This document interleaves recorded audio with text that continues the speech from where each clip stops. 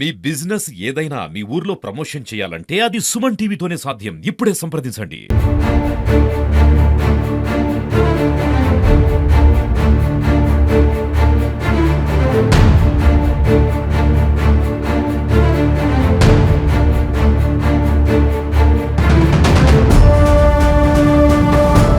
నాన్న పేరు మీద ఉన్నటువంటి 28 గుంటల భూమిని కూడా అత్త పేరు మీద రిజిస్ట్రేషన్ చేశామనుకోండి, ఒకవేళ చనిపోతే 5 లక్షల రూపాయలు రైతు బీమా ప్రభుత్వం అందిస్తుంది. అంటే ఈ వెంకటేష్ అనే వ్యక్తి మాత్రం 70 లక్షలు వస్తాయి, నా అప్పులన్నీ కట్టుకోవచ్చు, మొత్తం కూడా నేను నా విలాసాలకు కూడా నేను ఉపయోగించుకోవచ్చు అని చెప్పి కూడా ఆలోచించి ఒక టెర్రర్ మర్డర్ అయితే ఇది.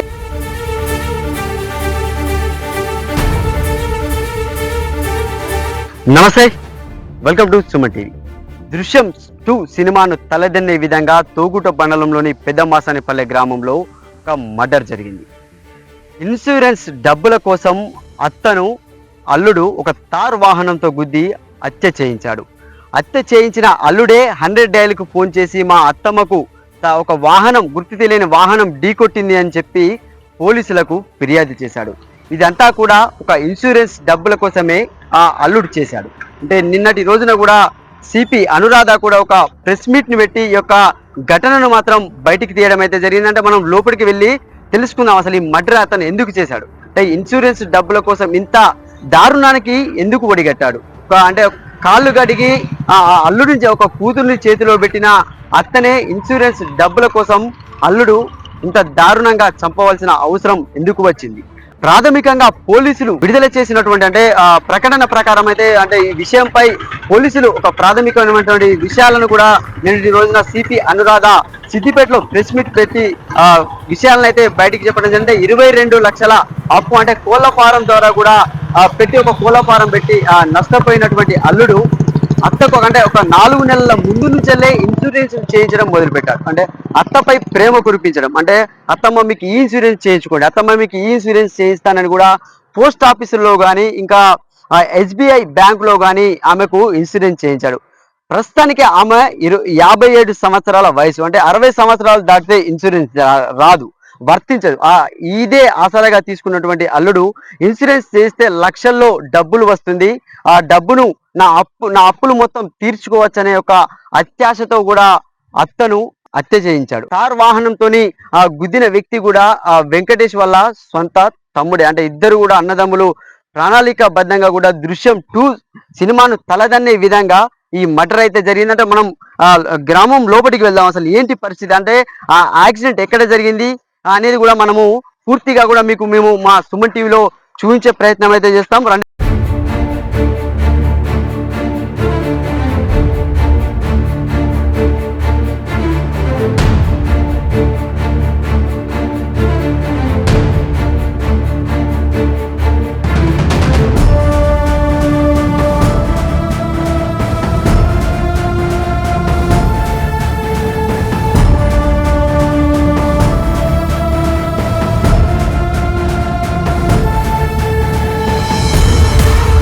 అల్లుడు హత్య చేశాడు, యాక్సిడెంట్ గా దాన్ని చిత్రీకరించాడు. అంటే ఆ ప్లేస్ కు మాత్రం రావడం జరిగింది. అంటే పెద్దమాసానపల్లికి కొద్ది దూరంలో అంటే వెంకటేష్ వాళ్ళ బావి ఉంటుంది. అతడు ఎవరైతే ఉన్నారో వెంకటేష్ ఎవరైతే ఉన్నారో వాళ్ళ అల్లుడు అత్తని ఇక్కడికి తీసుకొచ్చి అంటే వాళ్ళ కొండపాక మండలంలోని సిరిసనగల్ల నుంచి కూడా ఇక్కడికి తీసుకురావడం జరిగింది. అంటే ఇక్కడ బావి కాడ ట్రాన్స్ఫారం ఫిట్ చేస్తున్నారు, ఇక్కడ నువ్వు రావాలి, ఇక్కడికి ఒక సంతకం చేసేందుకు ఇక్కడికి రావాలని చెప్పి అల్లుడైతే ఇక్కడికి తీసుకురావడం జరిగింది. అంటే ఇదే ప్లేస్ లోకి అంటే మన మర్డర్ చేయబడ్డ ప్లేస్ లో మనం అయితే ఇప్పుడు రావడం అయితే జరిగింది. అంటే ఈ రోడ్డు ప్రధాన రహదారిది, ఈ రహదారి గుండా ఎన్నో వాహనాలు ప్రయాణిస్తాయి. ఒక ప్రధాన రహదారి గుండా ఒక పక్క ప్లాన్ గా మర్డర్ చేసేందుకు పక్క ప్లాన్ గా కూడా అంటే ఎప్పటి సందో ప్లాన్ చేశాడు. ఆ ప్లాన్ ను పక్కాగా కూడా అమలు చేశాడు. అంటే ఈ నెల 7వ తారీఖున అమలు చేశాడు. ఇదే ప్లేస్ లోనైతే చూడండి, విజువల్స్ లో మా కెమెరామెన్ శేఖర్ చూస్తున్నాడు. ఇదే ప్లేస్ లో కూడా మీకు ఇక్కడ అత్తను అంటే ఇక్కడ చెట్టు కింద కూర్చున్నటువంటి అత్త ఇక్కడే బండి పెట్టి వాళ్ళు ఇక్కడే తీసుకొచ్చినటువంటి 2 వీలర్ కూడా పెట్టడం జరిగింది. పెట్టిన తరుణంలో కూడా ఇక్కడ ఉన్న తర్వాత అక్కడి నుంచి అంటే ఇదే రూట్ లో వచ్చినటువంటి ఆ తార్ వాహనం అనేది కూడా ఢీకొట్టింది. ఆ ఢీకొట్టడంతో కూడా అప్పటికప్పుడు ఆమె మృతి చెందింది, ఇక్కడే కూడా ఆమె చనిపోయింది. యాక్సిడెంట్ గా కూడా దాన్ని చిత్రీకరించినటువంటి అల్లుడు అంటే ఇన్సూరెన్స్ డబ్బుల కోసం దురాశ అత్యాశకు పాల్పడి కూడా ఇక్కడ మర్డర్ అయితే చేయడం జరిగింది. అంటే ఇది ఒక చాలా దారుణమైనటువంటి విషయం. అంటే చెప్పుకోవడానికి కూడా ఇది ఒక దృశ్యం 2 సినిమాను మించి ఈ మర్డర్ చేశారు. అంటే మరొక సినిమాను కూడా అంటే ఈ స్టోరీని మరో సినిమాగా కూడా చిత్రీకరించే విధంగా అంటే అతి ఘోరంగా కూడా ఇది మర్డర్ చేశారు. అంటే ఎవరైనా చూస్తే కూడా అరే అల్లుడు ఎంత మంచివాడురా, ఈ అల్లుడు ఎంత మంచివాడు, ఈమెకు ఒక మంచి అల్లుడు దొరికాడు, మంచిగా చూసుకుంటున్నాడు, ప్రతి ఒక్కటి కూడా అడిగిన వెంటనే తీసుకువస్తున్నాడు, అడగకుండా కూడా ఎన్నో మంచి పనులను చేస్తున్నాడు అనే తరుణంలో కూడా అల్లుడు యొక్క క్రూరత్వం అనేది కూడా బయటపడిపోయింది. అంటే అల్లుడు అతని దురాశ అనేది ఎంత దారుణమైందంటే ఒక మానవ సంబంధాలు అసలు ఏమైపోతున్నాయి, అసలు మంట కలిసిపోతున్నాయి మానవ సంబంధాలు అనేటివి. అంటే డబ్బుకే ప్రాధాన్యత ఉంది అనేది మాత్రం ఈ మర్డర్ అనేది మాత్రము పక్కగా చూడండి. చూడండి అంటే ఒక రక్తపు మరకలను కూడా మీకు చూపించే ప్రయత్నం చేస్తున్నాం. చూడండి ఇక్కడ ఎంత దారుణమైనటువంటి పరిస్థితి అంటే అసలు చెప్పడానికి కూడా మాటలు రావట్లేదు. అంత దారుణంగా ఈ పరిస్థితులు అయితే ఇక్కడ కనబడుతున్నాయి. అంటే ఘోరం అంటే ఘోరం. ఇది ఎక్కడా లేని విధంగా కూడా అంటే ఇంకొకరు నేర్చుకునే విధంగా ఇంకొకరు చేసే విధంగా దీన్ని ఎంత కూడా వివరించాలన్నా కూడా కొద్దిగా బాధేస్తుంది అసలు. అంటే ఆమె ఒక 57 ఏళ్ళ వృద్ధురాలు. ఆమె ఆమె పని ఆమె చేసుకుంటూ కూడా ఉన్నంత తరంలో కూడా అంటే 60 సంవత్సరాలు నిండితే ఇన్సూరెన్స్ రాదు.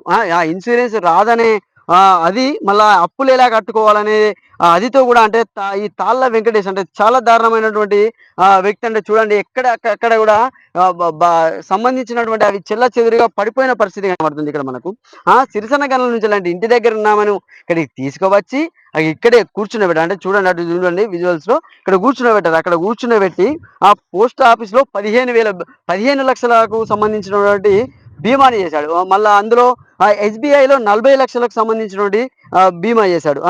రైతు బీమా 5 లక్షలు. అంటే తండ్రి పేరిట ఉన్న 28 గుంటల పొలాన్ని కూడా అత్త పేరిట రిజిస్ట్రేషన్ చేశాడంటే ఎంత పక్కా ప్రణాళికతో అంటే పక్కా మర్డర్ స్కెచ్ తో అంటే 4 నెలల ముందు నుంచెల్లే స్కెచ్ వేసుకొని అంటే వాళ్ళ నాన్న పేరు మీద ఉన్నటువంటి 28 గుంటల భూమిని కూడా అత్త పేరు మీద అంటే ఈ 28 గుంటల భూమి ఆమె పేరు మీద రిజిస్ట్రేషన్ చేశామనుకోండి, ఒకవేళ చనిపోతే 5 లక్షల రూపాయలు రైతు బీమా ప్రభుత్వం అందిస్తుంది. అంటే అది ప్రభుత్వం అందిస్తున్నటువంటి 5 లక్షలు కూడా తనకే వస్తాయి, మాకే వస్తాయి అనేది ఇటు 50 లక్షలు మళ్ళీ ఇటు 15 లక్షలు మొత్తం చూసుకున్నా కూడా ఎంత లేదైనా కూడా దాదాపు ఒక 70 లక్షలకు మన ఈ వెంకటేష్ అనే వ్యక్తి మాత్రం 70 లక్షలు వస్తాయి, నా అప్పులన్నీ కట్టుకోవచ్చు, మొత్తం కూడా నేను నా విలాసాలకు కూడా నేను ఉపయోగించుకోవచ్చు అని చెప్పి కూడా ఆలోచించి ఒక టెర్రర్ మర్డర్ అయితే ఇది. అంటే ఒక ఆలోచనలు అది ఆలోచిస్తూనే కూడా అసలు ఎట్లా చేయబుద్ది ఆయన ఎంతో ప్రేమగా ఉండేటువంటి వాళ్ళ అత్తమ్మ అంటే అల్లుడే నాకు కొడుకుగా మారాడు అనే తరుణంలో కూడా ఇట్లాంటి మర్డర్ చిత్రీకరించి మళ్ళా ఆయనే మర్డర్ అంటే ఒక యాక్సిడెంట్ అయిన వెంటనే 100 డైల్ చేయడం, 100 డైల్ చేసి ఇట్లా మా ఇక్కడ యాక్సిడెంట్ అయింది సో అంటే ఇట్లా ఇక్కడ యాక్సిడెంట్ అయింది, మా అత్తమ్మకు బాగా తీవ్ర గాయాలయ్యాయని చెప్పి కూడా అంబులెన్స్ కు ఫోన్ చేశాడు. అంబులెన్స్ కు ఫోన్ చేసిన తర్వాత 100 డైల్ చేసి అంబులెన్స్ చేసిన తర్వాత పోలీసులు రావడం జరిగిపోయింది.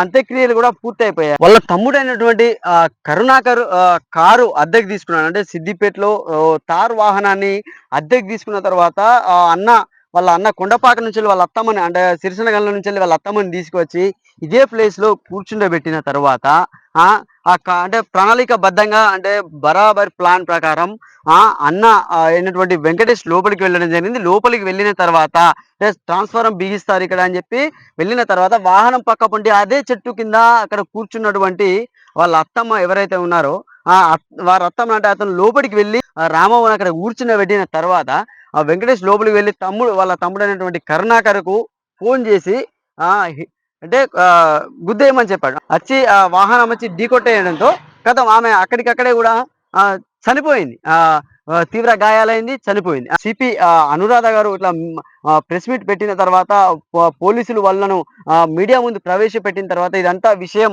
సోషల్ మీడియాలో వైరల్ అయిన తర్వాత గ్రామస్తులు మాత్రం నిబ్బరపడడానికి కూడా వెనుక ముందు అవుతున్నా, మాట్లాడడానికి కూడా ఎవరు రావట్లేదు. వాళ్ళ ఇంటి అడ్రస్ చెప్పడానికి కూడా భయపడుతున్న పరిస్థితి కనబడుతున్నాయి ఇక్కడ ఈ పెద్ద మాసనపల్లి గ్రామంలోనైతే.